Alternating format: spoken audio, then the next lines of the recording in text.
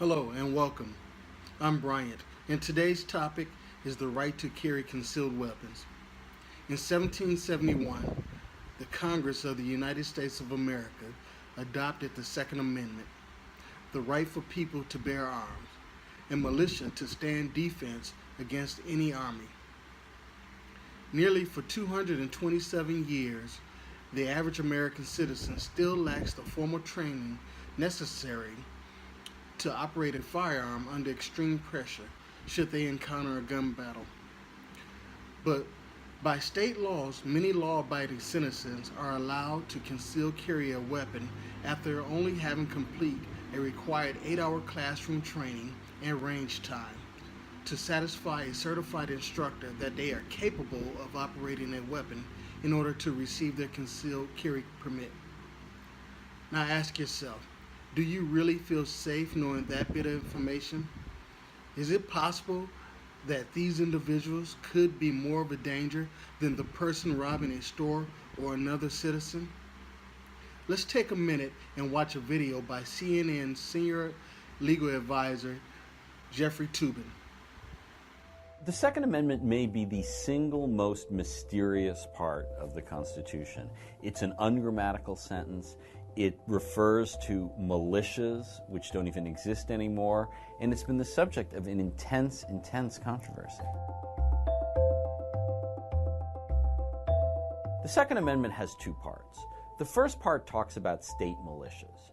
It says that state militias are a necessary part of national defense. And the second part refers to the right to keep and bear arms.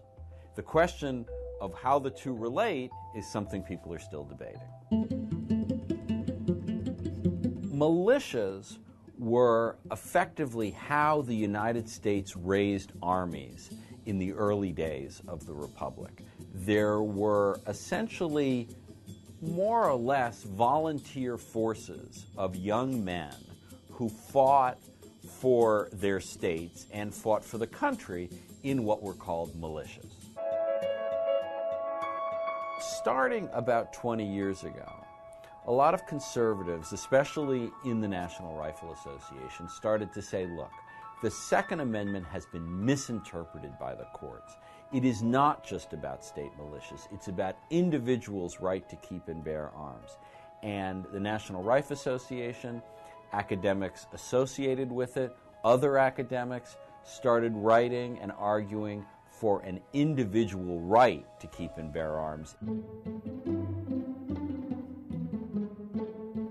This question about what the Second Amendment means has one final arbiter, and that's the Supreme Court of the United States. In 2008, the Supreme Court said there was an individual right to keep and bear a handgun in your home. Justice Scalia's opinion in the 2008 Heller case said also the government can regulate dangerous and unusual weapons. Well, what's a dangerous and unusual weapon? We don't really know. Is an assault weapon? Maybe. Is it tank? I think it's safe to say yes. I don't think the Supreme Court is going back at this point. The court is not going to make a 180-degree turn on the Second Amendment, but they could certainly confine the right to keep and bear arms. Hello and welcome back.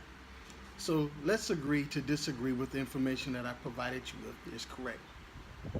But in today's time, there is a host of schools and institutions that provide training that will assist individuals should they encounter a problem of this nature.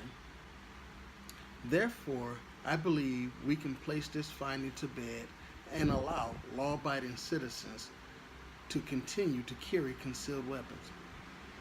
As of July 2017, various studies have shown states that allow concealed carry prevents crimes from occurring and that homicide levels have declined in those particular states. States that restrict concealed carry have a higher level of crime and homicide by 10%.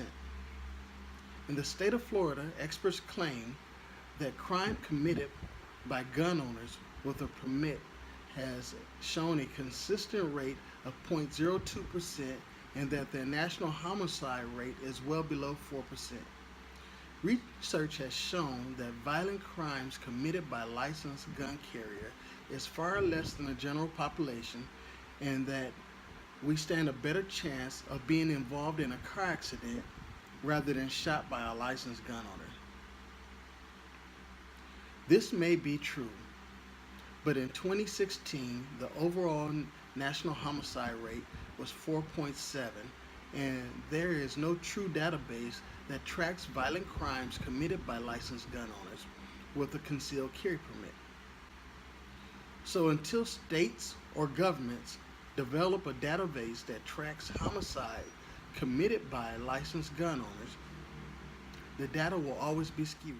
In 2014, the National Research Committee would release a synthetic report on state crimes 10 years prior to concealed carry, and would find a slight elevation in crime if states had not passed concealed carry laws. The NRC concluded guns could have some useful benefits, but overall the possibility of harm could outweigh the benefit over time. A more simplistic view into the public's way of thinking is there are a lot of bad guys out there with guns. Why shouldn't I be able to protect myself and my loved ones? But over a period, this may pose many problems because criminals can and often steal guns, and that criminals are most likely to be armed with a gun. In 2016, there were over 7,000 murders committed with a gun, 12,000 robberies, and 17,000 aggravated assaults. And currently, none of our federal programs have any involvement with concealed carry. But however, we can utilize the FBI's program to gather information involving crimes with guns. Studies have shown that police officers have committed more violent crimes with a gun that goes unreported than a person with a concealed carry permit. There are over 16 million concealed carry permit holders in the U.S., so violent crimes are rare. From 2005 to 2007, there were over 700,000 police officers in the United States and 103 crimes per officer that had gone undocumented. Although the Second Amendment exists and we the people have rights to bear arms, every individual on the street does not need to holster a firearm. The data for concealed carry is similar to paint splatter on the wall. Guns really make people uncomfortable, even the best trained individual. It may be easier to lay down and to comply and live to see another day, rather to engage in a gun battle when you lack the experience needed. But also, let's not forget that guns also provide safety when law enforcement isn't present or available to defend the helpless, and therefore concealed carry should always be the right of people and never taken off the table.